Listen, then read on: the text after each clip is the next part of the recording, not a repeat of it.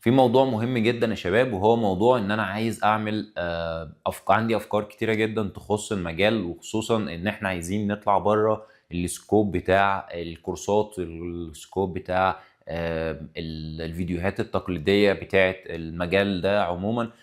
لإن المجال هتدخل على اليوتيوب هتلاقي إن هو منتشر كتير جدًا، ورغم كده كَم من الرسايل والتشتتات اللي موجودة عند الناس والملل لمّا بيوصلوا لنُص الرحلة بيبقى كتير جدًا، وده أنا لمسته في المحاضرات اللي أنا باقدّمها مع الناس، وباشوف التفاعل بتاعهم شكله عامل إزاي. فنقطة مهمة جدًا هي إن أنا فكّرت إن أنا أعمل حاجة زي vlogs أو نعمل plan كده مع بعض، ونصوّر الرحلة من أول ما نقرر مثلًا إن إحنا نتعلم الإكسل، فنحط خطة مثلًا مدة زمنية نتعلم فيها أول يوم كذا، تاني يوم كذا، وأنا هابقى معاكم واحدة واحدة في الأيام دي. اللي هو نبدأ اليوم الأول هنتعلم كذا وهنتفرج على فيديوهات في topics شكلها عامل إزاي، الassignments شكلها عامل إزاي، وبنصور فيديوز. مش مجرد إن أنا باقول لك أنت دي الخطة وأنت امشي عليها، بالعكس أنا باقول لك دي الخطة وأنا كمان هامشي معاك فيها، وهنصور الرحلة كاملة والlife journey كاملة، إن إحنا من أول ما نبدأ حتى لو أنا عندي معلومة كفاية في الtopic اللي أنا هاشرحه أو الtopic اللي إحنا هنذاكره سوا، أو هنحدد إن ده اللي إحنا عايزين نتعلمه دلوقتي، فأنا هابدأ أحط journey كاملة من A to Z، وأنا كأني بالضبط ما أعرفش فيه أي حاجة خالص. لأن في مواضيع كمان خلال الفترة اللي جاية أنا ناوي إن أنا أعمل عليها refreshing وإن أنا أذاكرها من أول وجديد، فهيبقى رحلة ممتعة إن أنا أصور لك كل حاجة من الأول لحد الآخر في جزئية أنت عدد الفيديوهات قد إيه، هياخد مننا وقت قد إيه. وطبعًا الموضوع ده بيكون مختلف من شخص للتاني، لإن الوقت بالنسبة لي مختلف عنك، طريقة التعليم بتاعتي مختلفة عنك، ولكن إحنا بنحط way وبنحط استراتيجي إحنا نمشي عليها، عشان أنت لو فعلًا شايف إن أنت بتمِل في النُص أو بتوصل عند مرحلة معيّنة ومش عارف تتخطى هذه المرحلة، فإحنا هنكون سوا إن إحنا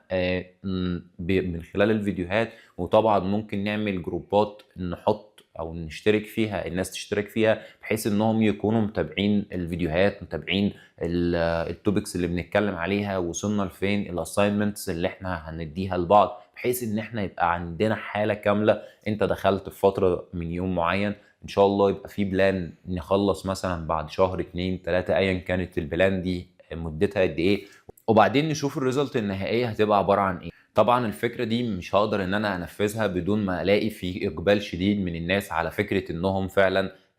محتاجين حاجة زي كده، محتاجين support، محتاجين الناس تحط معاهم plan من A to Z، ويبدأوا يشوفوا هم هيتفرّجوا على إيه النهارده، وواحد بيتابع معاهم اللي هم اتفرّجوا عليه، وبيدّيهم assignments على اللي هم اتعلموه ده، بحيث إن يبقى في الآخر إحنا مش بس طالعين اتفرّجنا على شوية فيديوهات، لأ إحنا اتفرّجنا على الفيديوهات وطبّقنا عليها عملي، وبنlink كل حاجة بقى في الآخر مع بعضها، بحيث إن أنا أبقى طلعت في الآخر باستفادة حقيقية من الtopic أو من البرنامج اللي إحنا بنتعلموه.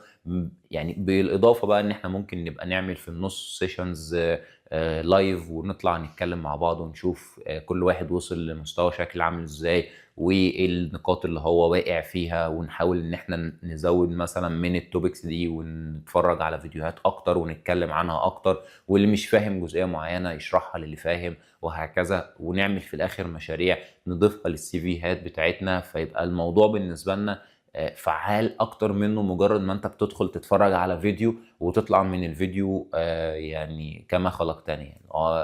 اتفرّجت على الفيديو خلاص، استفدت إيه؟ ما استفدتش حاجة. أو استفدت بس ما أنتش عارف تلينك بقى الكلام ده مع الواقع والمشاريع والassignments بشكل عامل إزاي. فلو أنتم فعلًا مهتمين بمجال زي ده أو مهتمين بموضوع زي ده، فطبعًا أنا مش هاقدر أبدأ فيه قبل ما ألاقي إقبال شديد على الموضوع ده. فلو أنت فعلًا مهتم اكتب لي في التعليقات وعرّفني، وإن شاء الله يعني مجرد ما أحس فعلًا إن الناس مهتمية جدًا بفكرة زي دي،